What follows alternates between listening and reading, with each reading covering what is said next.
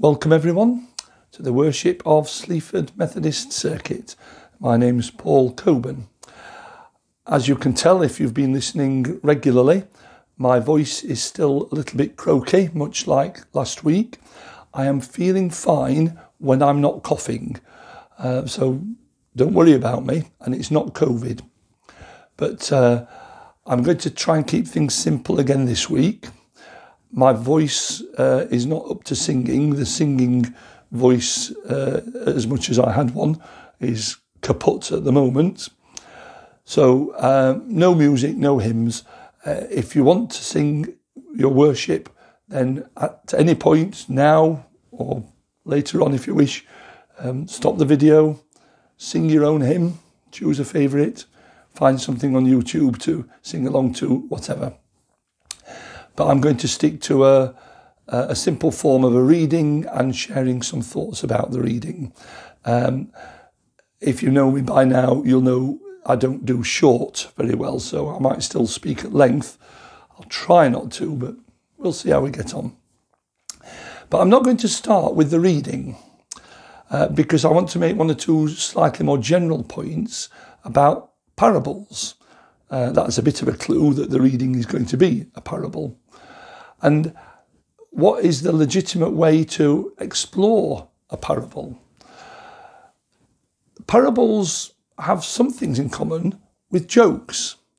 Both are made-up stories, made up for a purpose. A joke has the purpose of wanting to make you laugh. A parable wants to make you think. There are differences. If you have to explain a joke, then that really sort of drains the humour from it. You might still explore the structure of a joke. If you were learning to be a stand-up comic, for example, you need to get a feel for how jokes work. But exploring a joke in detail doesn't do anything to improve the aha moment when you laugh. The aha moment in a parable, where you get some kind of insight into the nature of God or life in general, that may be something that only comes when you do start to look a bit more closely, when you do think things through and explore. And the aha moment in a parable may be multiple insights. A joke, it has one job, to make you laugh once. That's it. Job done. A parable actually can reveal new things about God, new insights, even when you think you know the parable really well. So what are the legitimate ways to explore? Well, one is to look at the detail, why Jesus used particular words, what he was getting at in using those words as opposed to other words. But we do need to be a bit careful when we start unpacking the detail, because it's so easy to read into it things that aren't actually there.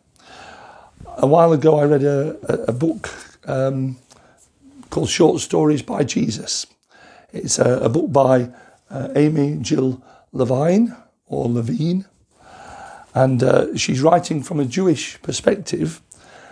And one of the things that comes up again and again is the way that a lot of Christian interpretations of parables have actually not just missed the point, but they've actually looked at the detail in a way that is unfair or a caricature to Jewish people. And a lot of her writing is trying to correct those misunderstandings. Just one example that comes to my mind is when she's talking about the story of what we call the prodigal son, or sometimes the lost son, or the two sons. You know the parable I mean. There's a bit where the father runs to meet his son returning home. And one of the commentaries on this that she criticises is where the commentator says, imagine this old man picking up the hem of his tunic, or whatever they call those things that they wear in biblical times, and running in an undignified way, showing his knees to the world, bare legs flashing as he runs towards his son. But he didn't care. That was how much he loved his son. And she points out, why do we assume that running towards someone would be undignified? People run all over the place in the Bible. There's lots of running. Peter and John run to the empty tomb to see for themselves what's going on. In the Gospels, there's a few places where Jesus is known to be present, and it says the crowds run to meet him. They're eager to get there, and running is the fastest way to do it. Why assume that it's undignified? Even older people, you can be old enough to have a grown-up son and still be fit enough to run and not to embarrass yourself by running. So that's just an example of reading into a story something that isn't really there. One way that we explore parables is to retell the story, to tell it in a slightly more elaborate words, maybe to change the setting a little bit.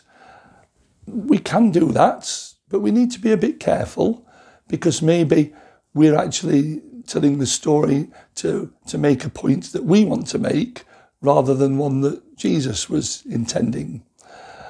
So be careful in doing that.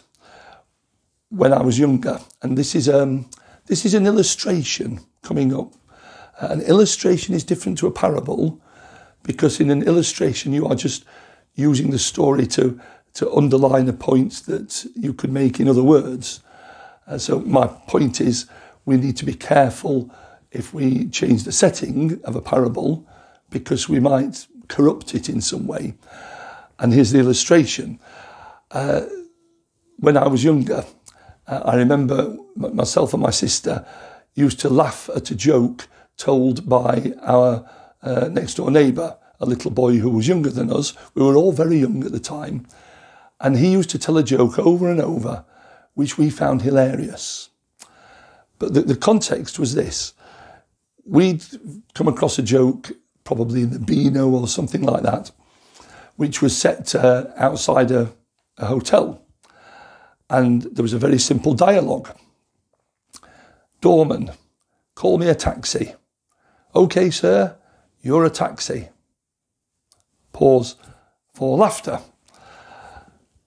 We told this to the little boy next door, and he thought it was funny, but he decided to retell it in a different setting. So his version was, waiter, fetch me a saucepan. OK, sir, you're a saucepan.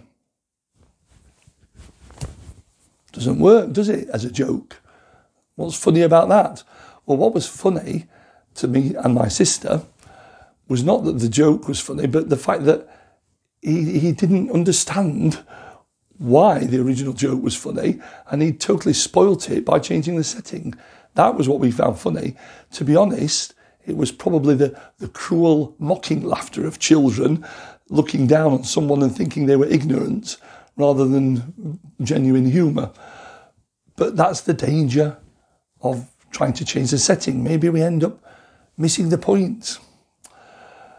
But there is another way that we can explore a parable, and that is to treat it as if it was a real story. Now, as I said earlier, parables are not real stories. They are made-up stories intended to make us think. But people do occasionally treat the story as if it was real and ask questions of it as if it was real. My daughter used to do this with jokes. It used to frustrate me no end. I'd start with, there were two men walking down a beach, and she'd immediately come back with, what were they called? They were called Bill and Ben. Anyway, one says to the other, which one? Bill says to Ben, and so on. It got very frustrating, you can imagine. The parable that we are going to look at today, just to put you out of your sense of suspense, is the one I mentioned earlier, the story of the prodigal son, or whatever we're going to call it. And one of the questions that I have occasionally heard people ask of this story is, what did the mother think? If this was a family with a father and mother and 2 children and lots of servants, we don't get to hear the mother's perspective. What did she think about what was going on? And a bit of me, quite a lot of me actually, wants to say she didn't think anything because she didn't exist. There is no mother. These stories are made up. It's like asking of the joke of the 2 men walking down the beach, asking what were their wives doing at this time? Were they walking further behind? Had they gone off shopping somewhere? Did their wives even approve of these men walking down the beach? What's that got to do with the joke? The joke is about the 2 men. The wives don't exist. And I feel the same when we look at the story of the prodigal son. What's the point in asking about people who aren't in the story? They're not there. It's not as if there was a real mother somewhere in the background who we are doing an injustice to by not including her contribution to the story. No, the whole thing's made up.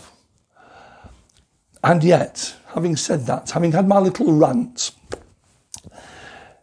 I've noticed that this is not just the 4th Sunday in Lent, for which the Gospel reading is the story of the prodigal son, but it is also Mothering Sunday. So I thought, well, maybe it's time for me to put aside my prejudice against looking at it as a real story and think, if it was a real story, what would the mother think? Maybe there are insights to be gained by looking at that question. And if so, well, let's see if we together can explore it like that and come up with any new insights. But first of all, let's listen to the story. So this is from Luke chapter 15, the first 3 verses. And then from verse 11 onwards.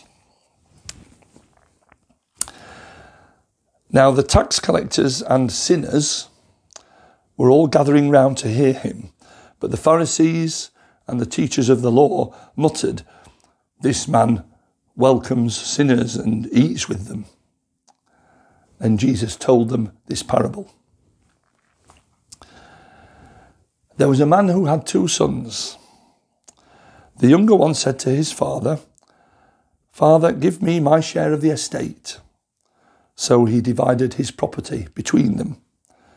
Not long after that, the younger son got together all he had, set off for a distant country, and there squandered his wealth in wild living. After he had spent everything, there was a severe famine in that whole country, and he began to be in need. So he went and hired himself out to a citizen of that country, who sent him to his fields to feed pigs. He longed to fill his stomach with the pods that the pigs were eating, but no one gave him anything. When he came to his senses, he said, "How many of my father's hired men have food to spare, and here I am starving to death? I will set out and go back to my father and say to him, 'Father, I have sinned against heaven and against you. I am no longer worthy to be called your son. Make me like one of your hired men.' So he got up and went to his father.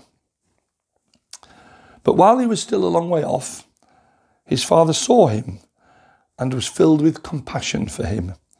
He ran to his son, threw his arms around him, and kissed him. The son said to him, Father, I have sinned against heaven and against you. I am no longer worthy to be called your son. But the father said to his servants, quick, bring the best robe and put it on him. Put a ring on his finger and sandals on his feet. Bring the fatted calf and kill it. Let's have a feast and celebrate. For this son of mine was dead and is alive again. He was lost and is found. So they began to celebrate. Meanwhile, the older son was in the field. When he came near the house, he heard music and dancing. So he called one of the servants and asked him what was going on.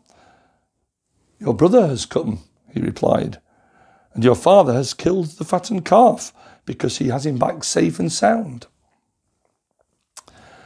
The older brother became angry and refused to go in. So his father went out and pleaded with him. But he answered his father, look, all these years I've been slaving for you and never disobeyed your orders. Yet you never gave me even a young goat so I could celebrate with my friends. But when this son of yours who has squandered your property with prostitutes comes home, you killed the fattened calf for him. My son, the father said, you are always with me, and everything I have is yours. But we had to celebrate and be glad, because this brother of yours was dead and is alive. He was lost and is found. Thanks be to God for his word. And thanks be to God for the refreshment of water.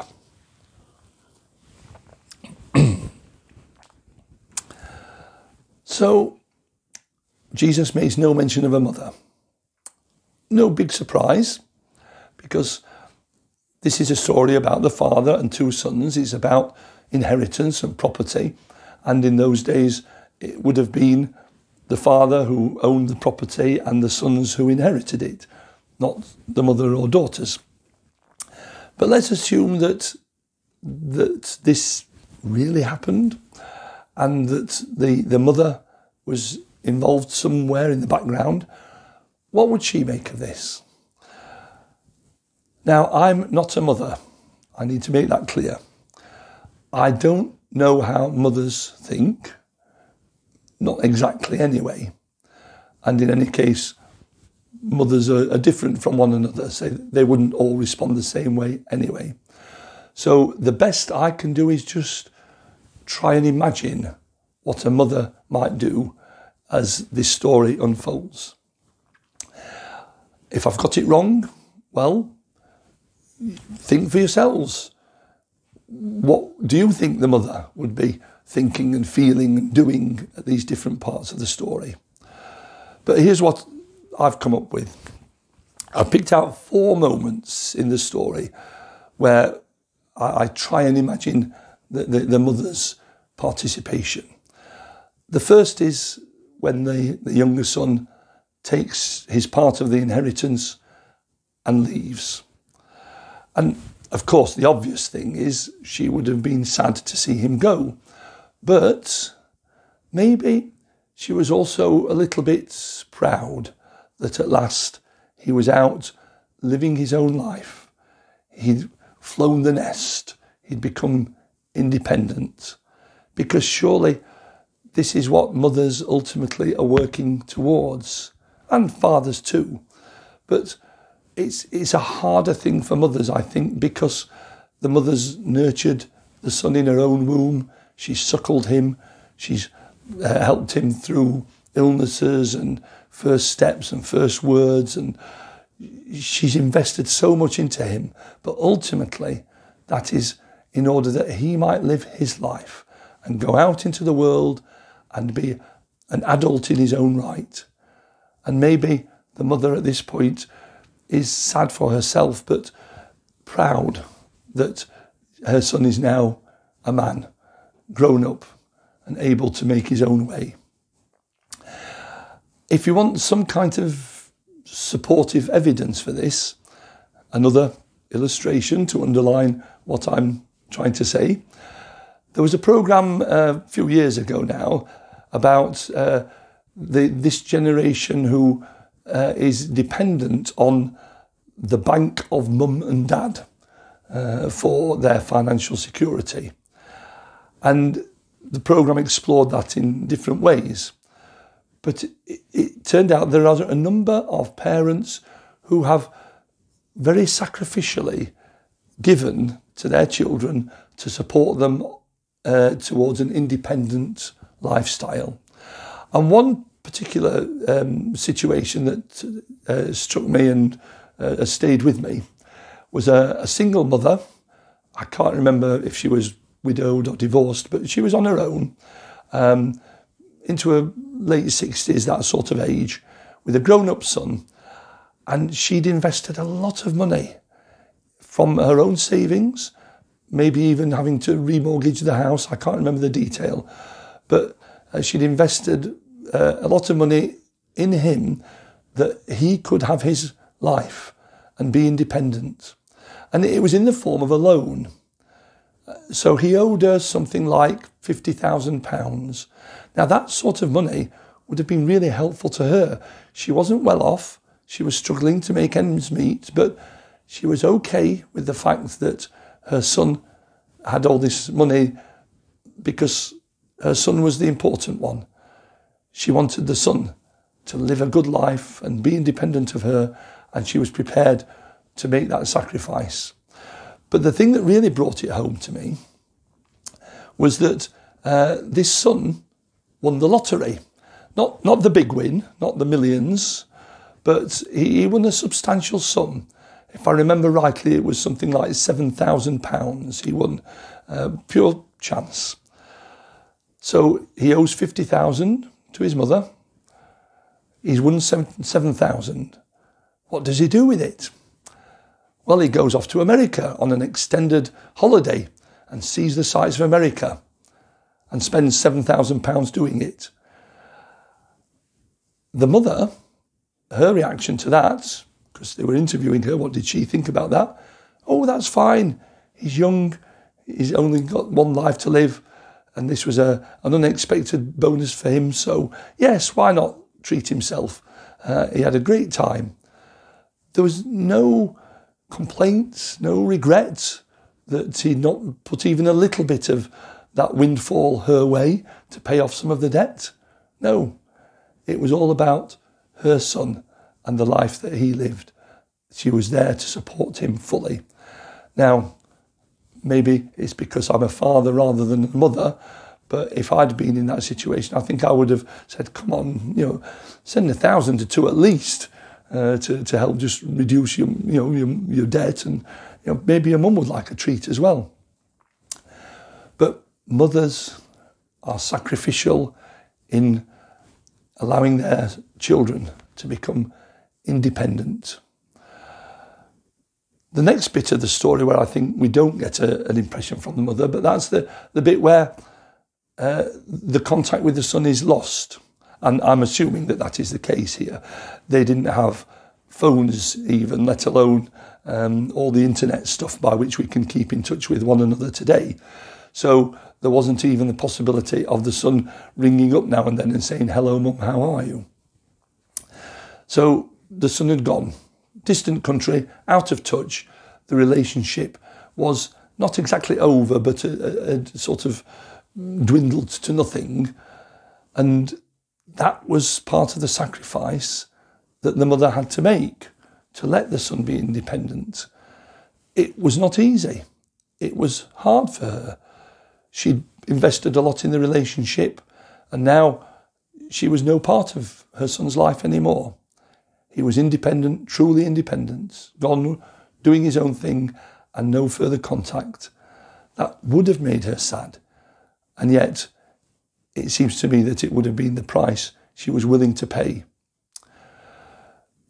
Fast forward a bit to the next moment where I can see the mother having a small part in the story. And that is the return of the lost son. And I imagine the scene where mother's perhaps in the kitchen doing some cooking, and the father's there at the table, and the father looks out of the window at the distant hillside, and he says, "Hey, mother," he says, "it's our Darren coming over the hill. I must go and see him." And without any further hesitation, he's up, out the door, rushing up the road, running in a dignified fashion, as it is quite possible to do, getting there as fast as he can to welcome his son home. And the father's full of words and action and activity. He doesn't even let the son finish his little coming home speech, but he interrupts, "Bring a robe, get a ring on this boy's finger, let's have some shoes for him, let's kill the fatted calf, let's get a party going." The father's full of excitement and action and energy.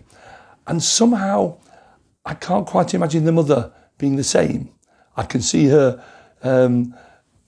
finishing whatever she's doing, drying her hands on the tea towel, putting it down, and then walking briskly, also with a dignified gait, to meet the son. And in my vision, maybe I think perhaps she doesn't say anything. She just enfolds him in her arms and makes him feel welcome and safe through her body language, saying, "This is home. You're back where you belong. You're safe here, and I love you." And I can imagine all that said without words, not full of frantic activity, but just glad to see the son home, making sure that he knows this is where he belongs. But there's one more bit of the story that I think the mother might be involved in later the same day. And again, the party's going full strength here. Mother's place in the kitchen, making sure the vol au vents are all served up properly, and the wine is flowing, and whatever mothers do in kitchens when there's a party on. And a servant appears at the door and says, "Master Wayne is outside. He's only just heard that young Master Darren has returned, and he's very angry. He won't come in." And at this point, I can imagine the mother being the first one to speak, and she turns to her husband and says, "Walter, you great lummox, you mean to say our Darren comes home and you haven't even thought to send for our Wayne and tell him the news? Sometimes you've got not the common sense you were born with. I don't know." And I can imagine the father saying, "Look, Mildred, calm down. I'll go and sort him out. It'll be all right. Don't you worry." And her turning back and saying, "Walter Braithwaite, you sometimes just don't think, do you? There's our Wayne, working. He's been with us all this time, working his fingers to the bone, and you don't even let him know?" I could cry sometimes, she says. By the way, you might notice I've sort of changed a few details and added a few details here. Legitimately, I don't know. Anyway, off goes the father to try and calm his older son. And again, he's full of words. He mansplains it.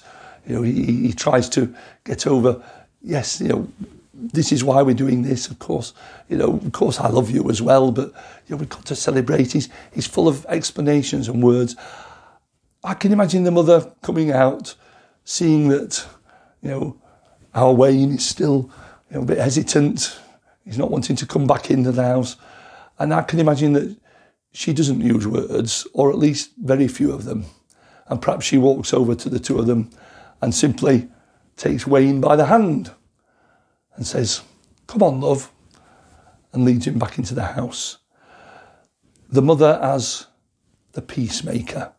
The mother as the one who thinks through the whole family, not just a relationship with one child, but what about the relationship with the other child as well? How does the other one react to this one's? And she would have been well aware that this was going to be the kind of reaction that might come up. But she's there to make peace, to restore harmony, to think of the bigger picture, unlike men and fathers who probably don't always think of the big picture. So there we have the mother's part in this story. The mother who is willing to let her son go and become independent and live his own life, even at the cost of the sacrifice, not just all that she's given in terms of support, but eventually the sacrifice of her own feelings as he's disappeared and she has no regular contact anymore with him. But that's okay, because he's living his life.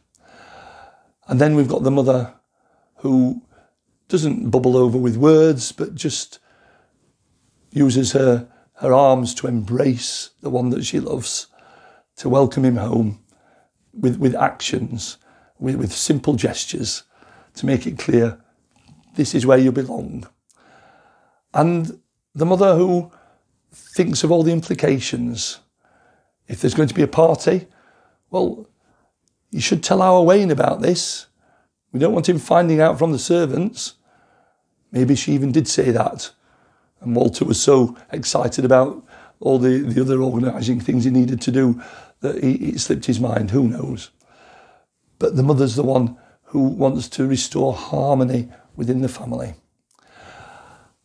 And where does that leave us with insights into our own mothers?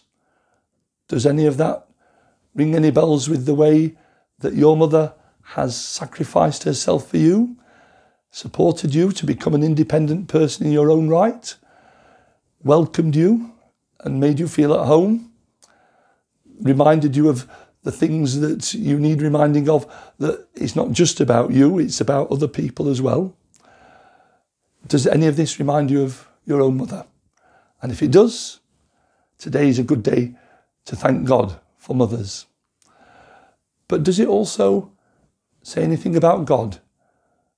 Are there insights here into the nature of God, who is often called a father to us, but also has all the qualities of a good mother, a good parent looking after us? Do we see God in this story as someone who is prepared to let us go and live our lives? He doesn't force us into a relationship. He wants us to become independent, to live the lives that we should live. And he's even willing to let us go away from him to do that. He doesn't force a relationship on us. I'm sure it breaks his heart to see us drift away and live life to the full without any acknowledgement to him. But that's the sacrifice that he's willing to make because of his great love for us. And then you have the God who makes us feel safe, who makes us feel that this is home, this is where we belong, in his presence, with his loving arms around us. And the God who sometimes challenges and says, have you thought of it from this point of view? Have you thought of it from the other person's perspective? Have you thought through all the implications of what you're doing and what's going on? Don't forget, it's more than just the relationship between God and one person, but it's about peace for the world at large. And if any of those insights strike you as something worth pursuing and thinking about further, well, think about them further. The parable is there to provoke us to think. And I've tried, through a slightly different approach, to provoke you to thinking a bit more deeply about this very familiar story.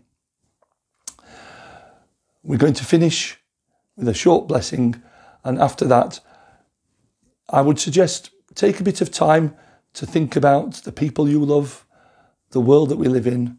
There are many crisis situations where we still need to pray for peace, but I'll leave it to you to do that after this video finishes.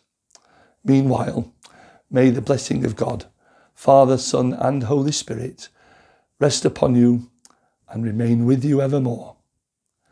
Amen.